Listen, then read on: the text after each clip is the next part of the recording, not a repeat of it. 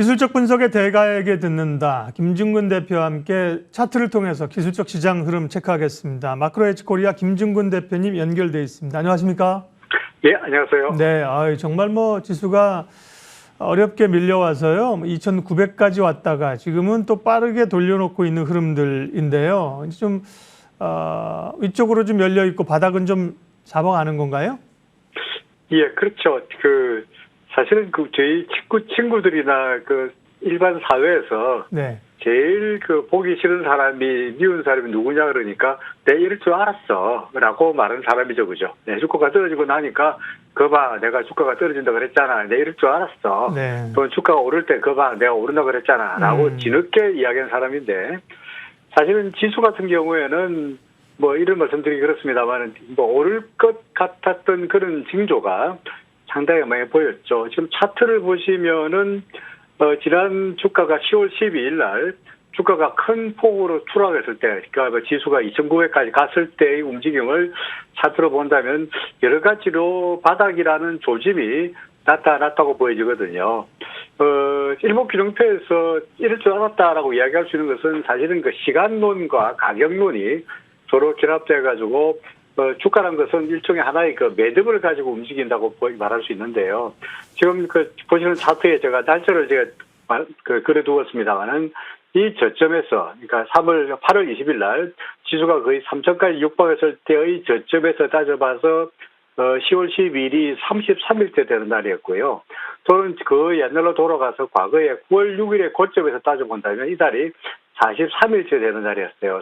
33이나 42는 일목균형표에서 상당히 중요한 의미를 가지는 건데, 특히 하락세에 있어서 33은 하나의 매듭으로 움직인다라고 이야기하고 있죠. 그러다 보니까 이 달이 상당히 나름대로의 중요한 매듭, 변곡점이 될 공산이 높았고요. 또 하나 막연하게 시간론이 아니고 가격론을 따져보더라도 이 고점에서 따져가지고 떨어졌다가 반등했다가 떨어지고 있을 때 이때의 가격 목표치를 계산하는 여러 가지 일목균형표 여러 가지 방법이 있습니다. V 목표라든지 E 목표라든지 N 목표라든지 있는데 목표치를 따져보면은 이 점에서의 하락 목표치가 얼마로 계산되느냐 2,905로 계산해야 됩니다. 그런데 2,901까지 갔으니까 거의 이제 목표치를 달성했다라고 말할 수 있을 거고요. 그러다 보니까 가격은 가격대로 목표치를 달성했고 그 다음에 시간은 시간대로 33이라고 41이라는 하나의 매듭을 만들었다 보니까 결국은 그 다음날 반등이 나타났고 오늘처럼 이렇게 반등이 나타나고 있는 모습이다라고 설명할 수 있겠죠. 그러다 보니까 일단은 내 이럴 줄 알았다라고 말하기는 그렇습니다만 일단은 일목균형표의 여러 가지 시간론으로 봐서 반등은 충분히 예상할 수 있다라고 됩니다. 문제는 반등인지 아니면 추세적으로 상승세로 돌아설 것인지는 일단은 좀 두고 봐야 되겠습니다만은 관건은 지난번에 설명했습니다만 이 3천 언저리에서 이제 갭이 나타나고 있는데요. 이 갭을 메꾸게 된다면 아무래도 반등폭은 좀 더 커지지 않겠나라고 생각이 됩니다. 일단은 3천선을 넘어서 그 문제가 아니라 일단은 좀 더 반등은 이어질 거라고 보는 것이 합리적인 예측이다라고 판단이 되네요. 네, 코스피 시장 봐주셨습니다. 김중근 대표님은 이럴 줄 알았다고 얘기하시는 분이 전혀 아닙니다. 오히려 팩트를 보면서 추세를 보면서 제 기대와 달리 3천선 무너질 수 있는데요. 이러셨던 분이고 지금 팩트 체크하고 있습니다. 코스닥은 최근에 좀 비슷한 양상이 됐습니다. 그전에는 이제 중소형주가 강하게 갈 때는 지수는 갇혀 있을 때 좀 다른 모양새를 나타냈는데요. 코스닥 차트도 좀 봐주세요. 네, 코스닥 같은 경우에도 역시 이제 갭이 상당히 앞의 향방을 좌우하는 상당히 중요한 팩터가 되겠죠. 현재 RSI는 바닥에서 돌아서고 있으니까 분명히 이제 반등 매수 신호가 나타나는 건 분명하고요.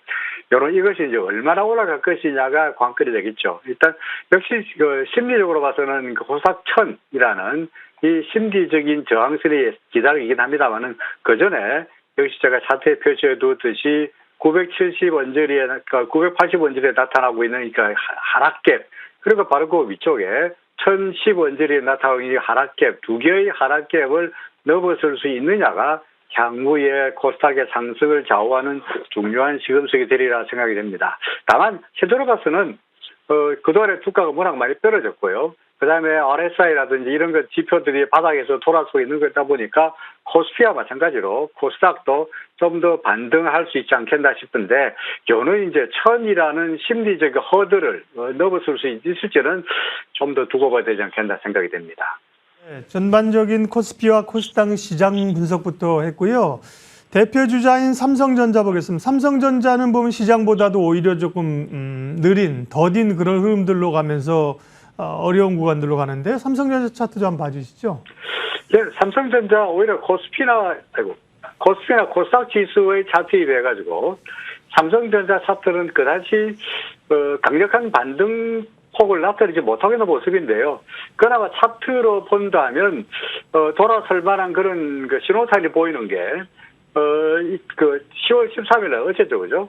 어제의 차트 패턴을 본다면 소위 십자 모양이 나타나고 있죠. 그러니까 하락세가 나타나고 있다가 십자 모양의 우리 이제 기술적 분석으로 도치라 그럽니다만은 도치 모양이 나타나고 있을 때 이 도치는 통상적으로 그 지지선 역할을 하다 보니까 그래서 어제 우리가 기록했던 68,300원의 저점을 바닥으로 해서 삼성전자도 역시 좀 더 반등할 수 있으리라라고 생각이 됩니다. 그래서 현재 1차적인 목표는 아무래도 갭이 나타났던 수준이 될 것이고요. 그리고 좀 더 올라간다면 기준선에 걸쳐 있는 73,000원 언저리가 2차적인 반등 목표다라고 일단 설정할 수 있으라고 판단됩니다. 네, 그 밖에 몇 개 시장의 관심 섹터에 대한 질문을 좀 여쭤보겠는데요. 이번 주 들어서 반등이 나오면서 자동차주가 굉장히 좀 부각받고 있는 상황인데 자동차 흐름 괜찮아 보이세요?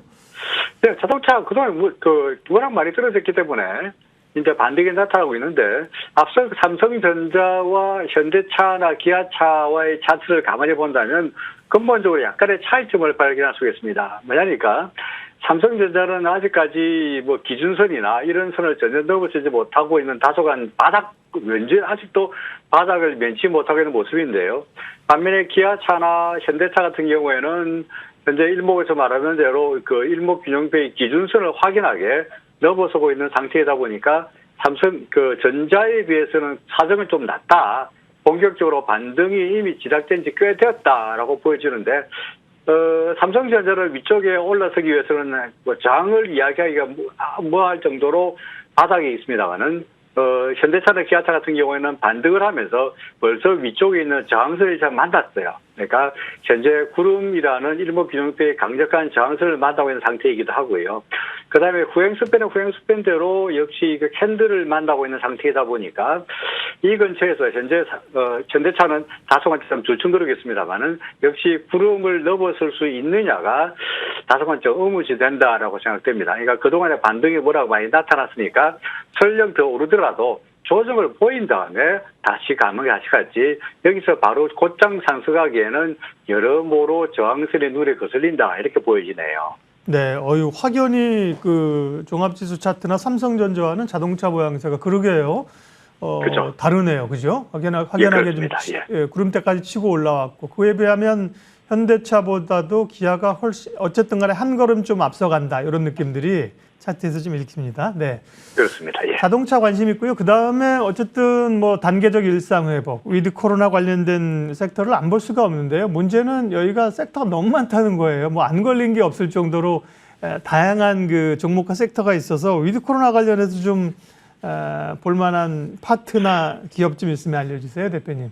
예, 위드 코로나, 결국은 이제 위드 코로나로 되면은 그동안에 억눌렸던 뭐 소비 심리, 특히 소비도 소비입니다만은 야외 활동에 대한 해외여행 심리가 아무래도 본물처럼 터져 나오지 않겠나 싶어서 우리가 쉽게 위드 코로나 이러면은 뭐 여행 관련주를 떠올립니다. 뭐 대한항공이나 진에어나 그런 정보들을 떠올리는데, 방송을 하기 전에 차트를 들여다보니까 뭐 진에어나 대한항공이나 또는 에어부산이나 아시아나 항공이나 그동안의 상승세가 가팔랐으니까 다소간 좀 최근 들어서 약간 주춤거리는 그런 모습을 보이고 있습니다. 대신에 그동안에 상대적으로 덜 올랐던 종목이 기지개를 펴는 듯한 그런 모습을 보이고 있는데요.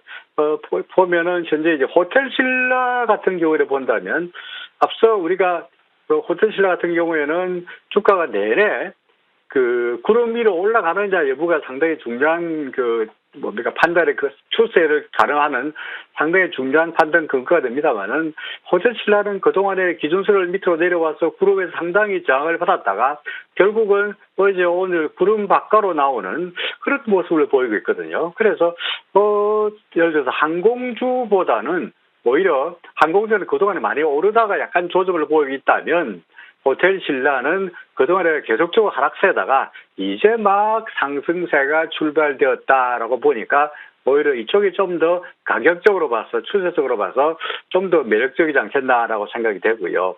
또 하나 볼만한 종목 역시 파라다이스입니다. 파라다이스 역시 이제 여행이 자유화되고 해외 관광객들이 많이 몰려오게 된다면 역시 좀 각광을 받을 수 만한 그런 기대를 할 종목인데요. 파라다이스도 마찬가지로 계속적으로 구름 아래쪽에서 하락세를 헤매다가 구름을 뚫기 위해서 상당히 오랜 동안 기간을 걸렸고요.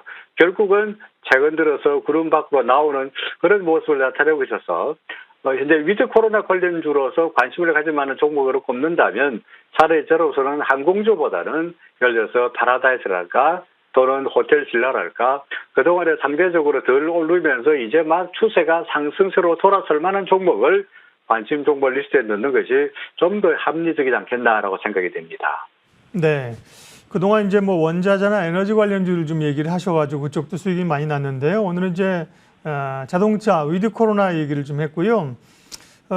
그 밖에 이제 질문 하나만 좀 더 드리고 그 밖에 보시는 기업을 말씀하시든지 아니면 전반적인 시장 전략을 말씀해 주시든지 마무리 좀 해 주십시오. 네.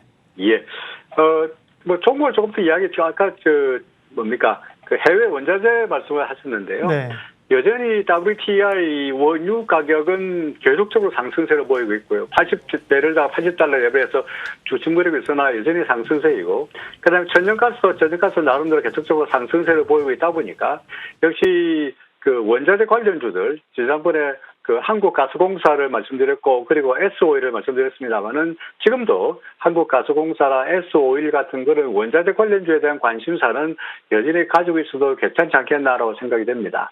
다만 전반적으로 시장의 분위기가 제가 말씀드렸듯이 확연하게 이제는 끝내준다. 지금부터 상승세다. 모든 것을 다 수직에다 올 다 걸기라고 하기에는 여전히 시장에는 불확실성도 많고 미국의 달러 금리도 움직이고 있고 환율도 여전히 불안한 상태이고 이러다 보니까 불확실성이 상존된 상태에서는 결국은 경기 관련 종목보다는 특정한 예를 들어 테마를 가지고 있는 예를 들어 위드 코로나 관련주라든가 또는 원자재 관련주랄까 이런 특정한 테마가 있는 나름대로의 시장에서 이슈를 끌만한 종목을 관심을 가지고 단기적으로 대응하는 것이 아직까지는 조심스러운 행보가 낫지 않겠나라고 생각이 됩니다.